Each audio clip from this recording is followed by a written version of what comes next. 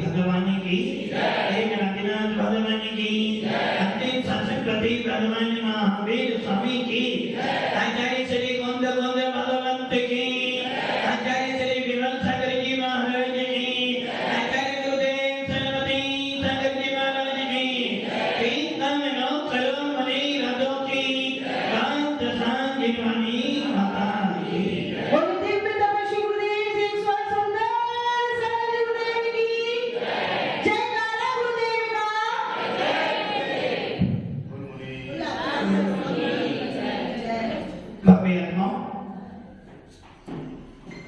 समय बीतता जा रहा है और काम बढ़ता जा रहा है। समय बीतता जा रहा है और काम बढ़ता जा रहा है, फिर भी अपनी सुध नहीं आ रही है। भगवान महावीर हम सबके परिचित, हम सबके जाने माने अंतिम तीर्थंकर, जिनकी पावन दिव्य देशना को सुनकर लाखों जीव संसार सागर से पार होते हैं, जिनकी वाणी सुनने से मन का आपा खुलता है, जिनकी दिव्य देशना सुनने से निजी भगवान आत्मा की याद आती है, ऐसी वो जीवानी प्रति क्षण आपको सुनने को मिलती है। भव्य आत्माओं, बहुत कठिन है मिथ्या को छोड़ना, बहुत कठिन है मिथ्या को छोड़ना, और बहुत बहुत बहुत कठिन है जिनेंद्र देव के शासन पर, वीतराग शासन पर श्रद्धा कर लेना। आप अभी ये सोच रहे हो कि हम लोग जैन बन रहे, हमने बहुत बड़ा काम कर लिया, कुछ भी नहीं किया। जैन कितने प्रकार की हैं? 4 प्रकार के। एक नाम की जैन, भा, दर्भ, नाम, स्थापना, दर्भ और भाव, इन्हें कहते हैं निश्चय। नाम के जैन हो, जैन को मिल गया नाम, लिख लो कि जैन साहब, किंतु आचरण कुछ भी नहीं है। अब आप ये सोच लो, स्थापना करती भी जैन नहीं है बस, किंतु हमारे यहाँ लिखा है मूल्य जिसका भाव निक्षेप का मूल्य है। आप जैन हो, यदि जैन हो तो एक बार अपने अंदर आत्मा में सोच लो कि यदि हम जैन हैं, क्या हम रात में खाते हैं? क्या हम रात में पानी पीते हैं? यदि हम रात में पानी भी पी रहे हैं तो आप भाव और निक्षेप से जैन तो नाम के जैन हो सकते हो। यदि आप बाजार में खाना पीना करते हो तो आप नाम के जैन तो हो, किंतु भाव से जैन, क्योंकि जिनेंद्र देव ने 4 प्रकार के निक्षेपों का वर्णन आचार्य नेमिचंद सिद्धांत चक्रवर्ती देव ने कर्म कांड में किया, और तत्वास सूत्र के पहले अध्याय में सूत्र आया है नाम, स्थापना, दर्भ, भाव, पढ़ा ना। अब आप सोच लो, निक्षेप मैंने रखना, निक्षेप मैंने रखना। आपका नाम क्या है? सोहनलाल जी, आपका नाम क्या है? सोहन। सोहन क्या आता है? सोहन पपड़ी भी आती है, मीठी होती है। आप कैसे हो? मतलब कि मात्र नाम, नाम नीचे मतलब जाति गुण है नहीं, बस अपनी इच्छा से नाम। पहले जो बच्चे होते थे उनका नाम जब रखते थे तो सोचते थे पहले कोई अर्थ हो, अधिकतर भगवानों के नाम पर, कि कम से कम कोई संस्कार हो। और आज के बच्चों के नाम देते हैं, मतलब कि नाम नीचे मैंने जाति, कुल, संगा आदि की अपेक्षा ना करते हुए कुछ भी रख देना, उसे नाम नीचे कहते हैं। और स्थापना, नीचे अपनी बुद्धि से किसी वस्तु में ये वही है, इस प्रकार का संकल्प कर लेना, इस प्रकार की मान्यता करना, उसे स्थापना निक्षेप कहते हैं। जैसे, और वो 2 प्रकार की, तदाकार और अतदाकार। आदिनाथ की प्रतिमा में आदिनाथ की स्थापना करना ये कदाकार, महावीर स्वामी की प्रतिमा में आदिनाथ को मान लेना ये क्या हो गया आपका कदाकार स्थापना। और दर पीछे मैंने भूत और भविष्य की पर्याय को वर्तमान में कहना, राजा के बेटे को अभी से राजा,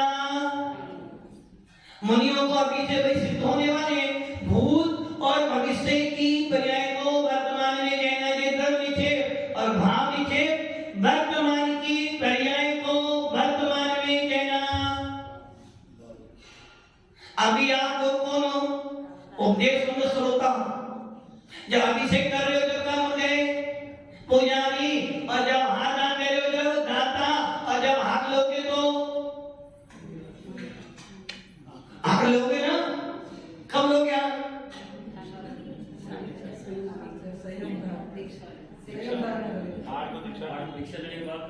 अच्छा दीक्षा दीजिए, तो कम से कम इतना तो भरोसा की दीक्षा के बाद हाथ करते हैं। तो आप सोच लो, भाव निक्षेप सबसे बड़ा मूल्य रखता है। हम जिनेंद्र देव को भाव निक्षेप से पूछते हैं कि जिनेंद्र देव में इतने इतने गुण हैं, साधु को भाव निक्षेप से पूछते हो, और भावों में ही सुधार आपको करना है। आप जैन कुल हो, नाम से जैन हो गए, स्थापना से भी जैन हो और गर्व से भी जैन हो गए, कि कभी भाव से जैन नहीं हो तो तुम्हारा कोई मूल्य नहीं जैन कुल में आने का। इसलिए सबसे कठिन है अपने परिणामों को सुधारना। जब तक परिणाम नहीं सुधरेंगे आपके कर्मों की निजना होने वाली नहीं है। सारा परिणाम, सारा परिवर्तन आपके भावों पर टिका हुआ है, और यदि आपके मिथ्यात्व कर्म का उदय तीव्र है तो सोच लेना कोई आपको नहीं सुधार सकता। आचार्य पुष्पदत्त भूतवैद्य सत्य खानदान के लेखक और आचार्य वीर सेन, जिन्होंने उस पर लिखी टीका, उसका नाम है धवला। धवला टीका के कथा 16 प्रकार के श्रोताओं का वर्णन करते हैं। कितने श्रोता? मतलब सोता, सुनने वाला है, सोता सोने वाला। एक होता है श्रोता, और एक होता है सोता, और एक श्रोता। सोता को सोता, श्रोता क्या करता है? काटता है। और श्रोता मतलब जिसको जिनवानी सुनने की लगन हो। श्रुत, श्रुत मतलब सुन मैंने सुनना, ता मैंने तन लीनता, जो तन लीनता पूर्वक जिनेंद्र देव की वाणी को सुनता है, वास्तव में कोई श्रोता बना। लोग तो आते, और आपको क्या बनना है? श्रोता बनना है। श्रोता बनना है, क्या बनना है? क्या बनना है आपको? श्रोता, श्रोता बनना है। श्रोता बनना है तो आपको जिनेंद्र देव की वाणी को तन लीनता पूर्वक शुद्ध ज्ञान, क्या था बनाने में? शुद्ध ज्ञान। शुद्ध ज्ञान का मतलब क्या? सिर्फ पढ़ लेना नहीं।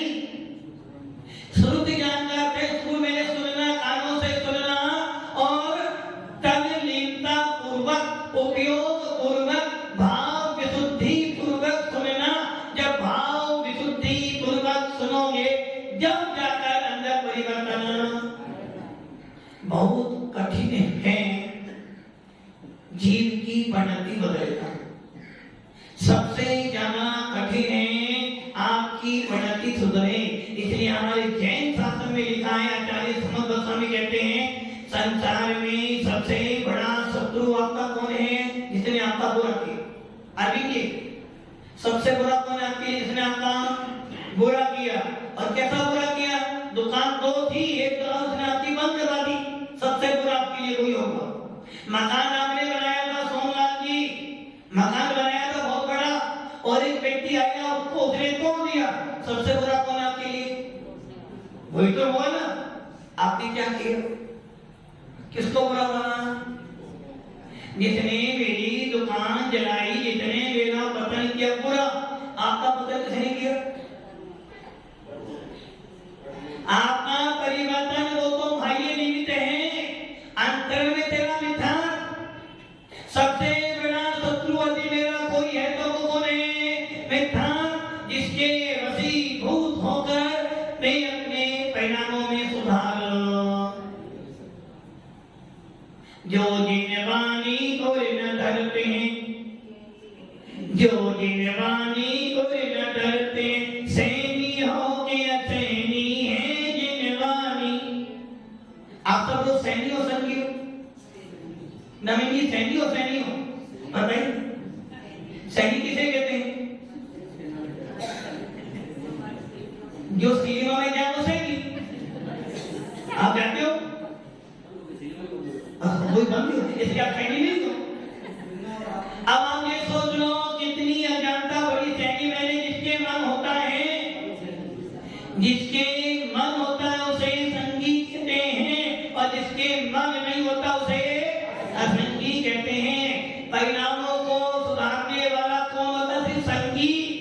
3 प्रकार की चेतनाएं होती हैं, कर्म फल चेतना, कर्म चेतना और ज्ञान चेतना। कर्म फल चेतना, कर्म चेतना और ज्ञान चेतना। एक इंद्रिय जीवों को मात्र कर्म फल चेतना ही होती है। मतलब कर्म आया, अपना फल दिया, उसने भोगा, कर्म चला गया, उसने कुछ भी नहीं किया। मम्मी जी ने कुछ बोला, हमने कुछ नहीं किया, तो कौन हो गए? कर्म फल चेतना। कर्म फल चेतना एक इंद्रियों की होती है, तो क्योंकि मन नहीं है, इंद्रियां भी एक ही है। कर्म उदय में आया, उसने भोगा, कर्म चला गया, वो छूटा। निगोदिया जीव जो निगोद में पड़े होते हैं, अनंत काल निगोद मजार बीती और एक इंद्रिय तलधार। अनंत काल कहाँ बिताया आपने? कहाँ बिताया? आपने बिताया? भूपेंद्र जी बिताया आपने? निगोद से आया? फाइनल? फाइनल है ना? तो अब जाओ।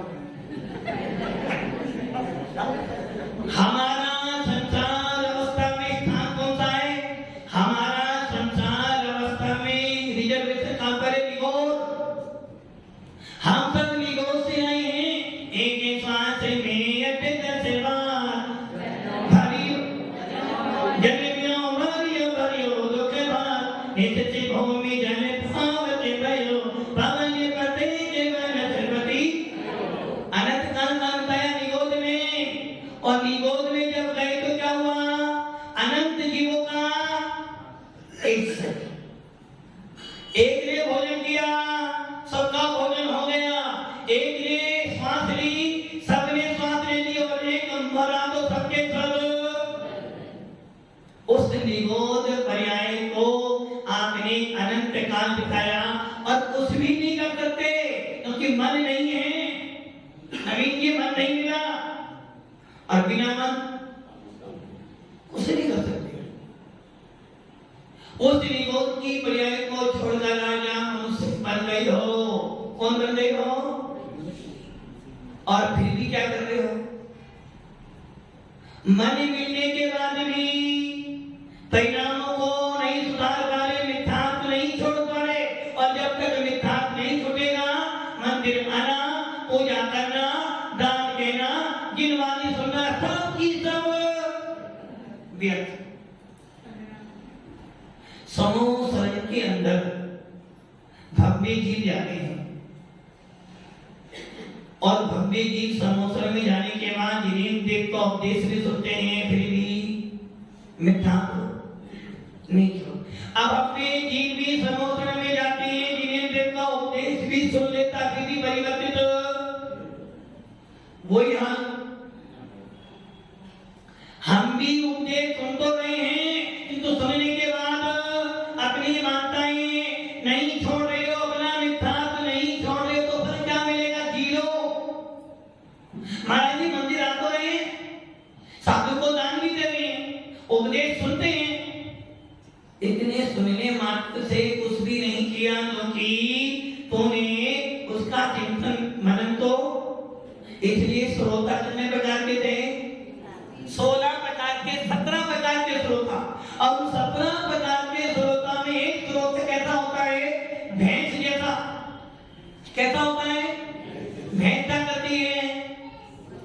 जिस पानी में जाती है उस पानी को ना तो पीती है ना पीने वाली।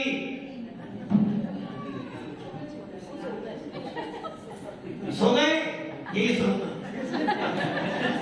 भैंस जिस पानी में जाती है ना तो पीती हो नहीं, वो जगह गंदा, और मैंने ना तो पिया ना पीने, तुम की गंदा और गंदा पानी किसी के काम।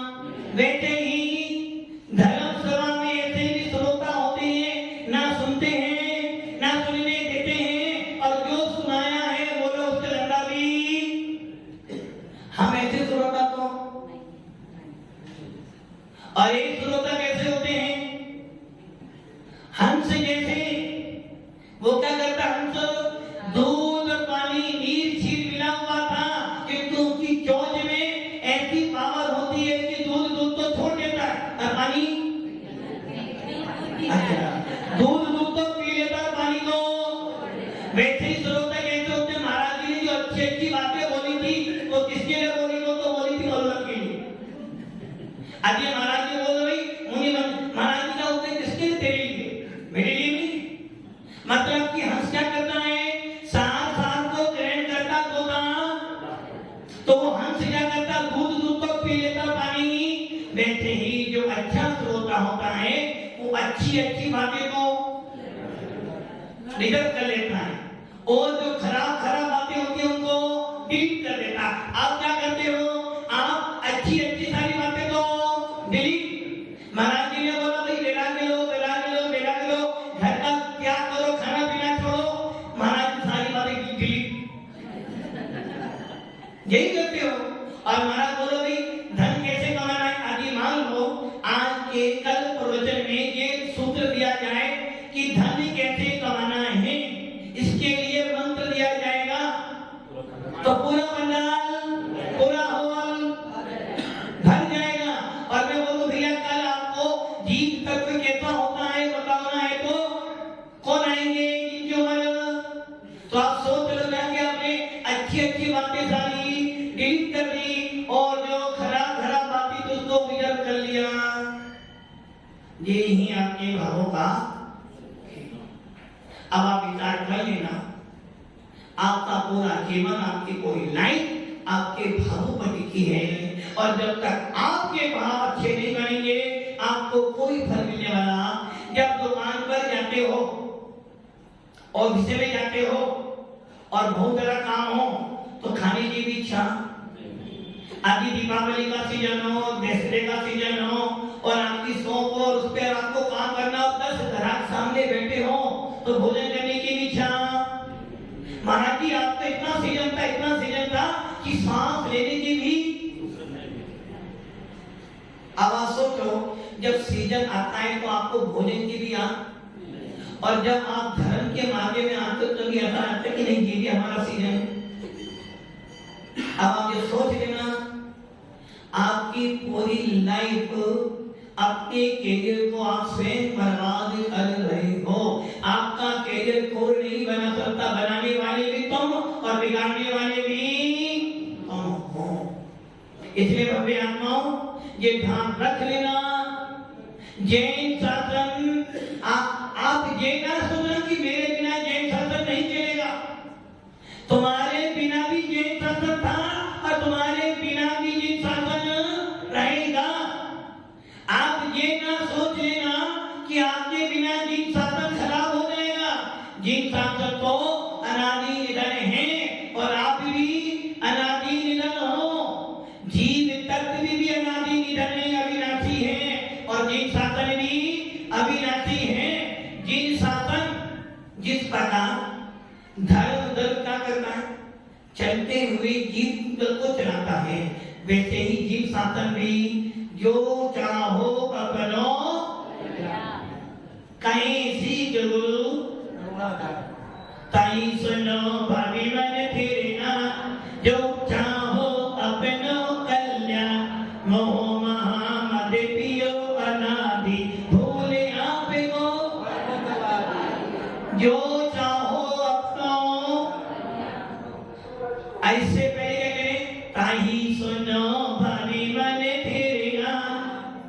क्या कह रहे हैं अपने मन को? क्या करना है? सबसे पहले अपने परिणामों को स्थिर करो।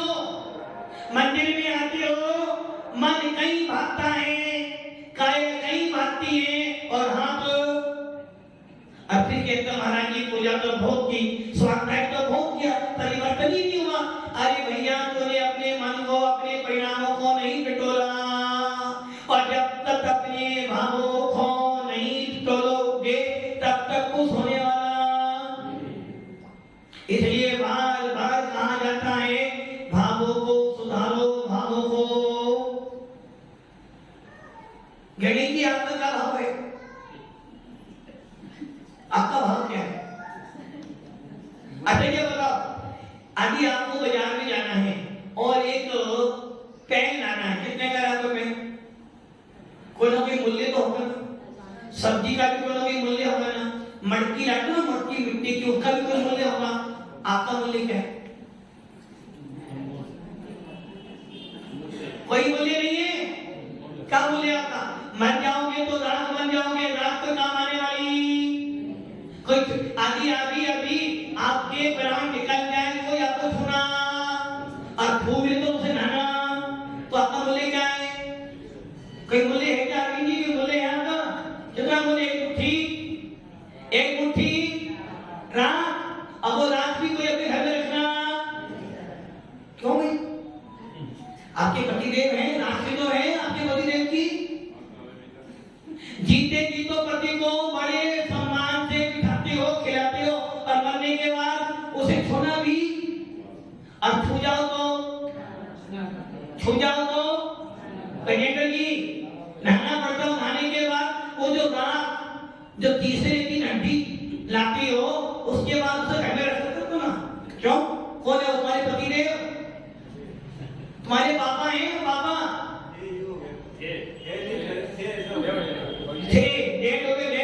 मतलब कि सोच लो, आपकी राख को कोई अपने घर में रखना,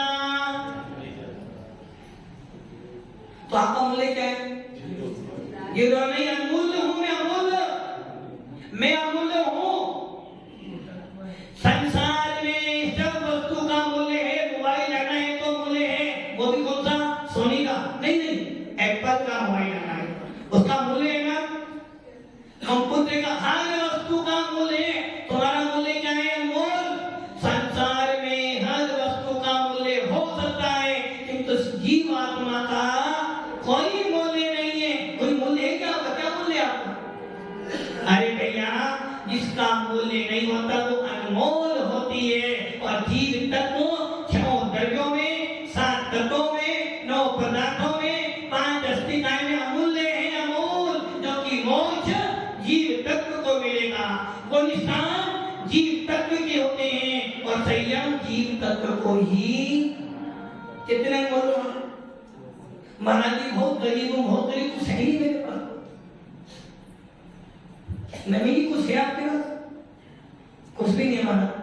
अच्छा ये बताओ, यदि कोई आपसे कहे भैया मुझे अपना एक हाथ दे दो क्या? क्यों? वो आपको 1 करोड़ रुपया दे रहा है। क्यों? तो सही नहीं, आपके पास 1 रुपया दे रहा है ना आपको। क्यों? आराम से कीमत काटना तो 1 रुपया तो आ जाएगा ना। अच्छा, आपकी एक आंख चाहिए, दे दोगे? 1 रुपया दे रहा हूं, 1 करोड़ रुपया तुमको देगा, 1 करोड़ ले लो। विचार करना पड़ेगा।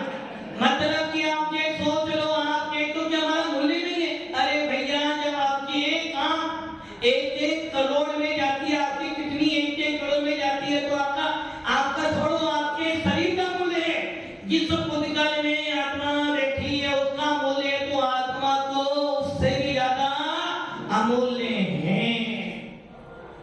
लोग कहते हैं हमारा बहुत गरीब, बहुत, अरे काय का गरीब है? तेरे पुद्गल शरीर का आंख, नाक, कान, हाथ अमूल्य है। लाखों रुपए करोड़ में कमा सकते हो, तो आत्मा का मूल्य तो और अमूल्य है। इसलिए भव्य आत्माओं, अपने परिणामों को बदलो, अपने भावों में परिवर्तन लाओ। जब तक भावों में परिवर्तन नहीं आएगा, आपका जीवन सुधरने वाला और भावों को सुधारने के लिए, परिणामों को बदलने के लिए, सदुपयोग करने के लिए सबसे पहले आपको क्या करना पड़ेगा? सबसे पहले क्या करना पड़ेगा? जेठा खावे अने बेटा होवे मन, जेठा पीवे पानी वैसी बोले। आपका खाना शुद्ध शुद्ध खाना है ना? शुद्ध खाते हो ना? कौन कह रहा?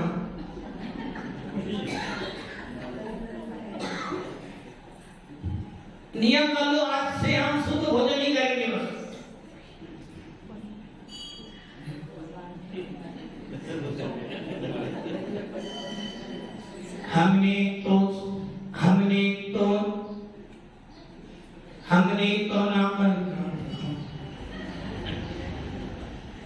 हमने तो भूमि चार गतियां ना मानी जिन पानी की बत्तियां।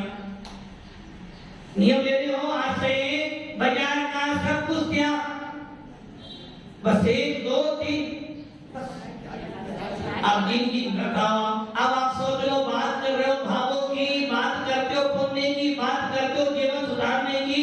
जिसका खाना पीना बेकार, उसके परिणाम अपने आप। इसलिए कहा जैसा खावे अन्न वैसा होवे मन, और जैसा पीवे पानी वैसी बोले। इसलिए भव्य आत्माओं, यदि परिणामों को सुधारना चाहते हो, सबसे पहले अपना व्यवहार, अपना आचार सुधारो। आचार सुधरेगा तो व्यवहार बदलेगा, और व्यवहार बदलेगा तो परिणाम अपने आप उज्जवल होंगे। इसलिए साधु संतों को शुद्ध भोजन, जो लोग शुद्ध भोजन करते हैं उनके परिणाम जल्दी से खराब, और जो भोक्तों का बाजार का खाते हैं तो परिणाम तो खराब। जैसी तेज उत्तेजना वाली वस्तु खाओगे वैसे परिणाम तो महाराज दिन तो बहुत हो जाता है। क्या खिलाते हो? बनाते भी क्रोध में हो और खिलाते भी, तो परिणाम क्या होगा? परिणाम खराब बनेगा। इसलिए भव्य आत्माओं, जैन शासन मिला है, अपने परिणामों में निर्मलता लाओ। और निर्मलता लाने के लिए आपको क्या करना पड़ेगा? अपना आचार सुधारो, व्यवहार सुधारो, और जीवनी का स्वाध्याय करो। जब स्वाध्याय करोगे तो आपको पता चलेगा कि कैसे जीवों की हिंसा होती है, कैसे कैसे भाव बनते हैं। और जब भाव ऐसे बनते हैं तो थोड़ा बहुत क्या आएगा? किसमें? स्वाध्याय में सुधार आएगा, और सामने वाले में सुधार आएगा। स्वाध्याय करने का बेनिफिट कब है? जब तुम्हारे में परिवर्तन आए। यदि स्वाध्याय करा, इसलिए सामने वाले को बता दो मैं भी स्वाध्याय करता हूँ, तो समझ लेना तुम्हारा स्वाध्याय खराब है। निजी का स्वाध्याय, स्वाध्याय अपना अध्ययन करना। तो जो लोग स्वाध्याय करते हैं, भावों से स्वाध्याय करते हैं, कथाओं की मंदता के लिए स्वाध्याय करते हैं, भेद विज्ञान के लिए स्वाध्याय करते हैं, उनके परिणामों परिवर्तन आता है। और जिस दिन परिणाम हो जाएगा, परिवर्तन आ जाएगा, उसी दिन भावों में थोड़ा तो सुधार कीजिए, थोड़ा थोड़ा प्रभु जी का ध्यान कीजिए। जिस दिन भाव परिवर्तित हो जाएंगे, उस दिन मंदिर आपको समोसन लगेगा, और जिस दिन भाव खराब हो जाते हैं उस दिन मंदिर भी आपको खराब हो। इसलिए भाव सुधारो, जीवन सफल बनाओ। ओम नमः शिवाय।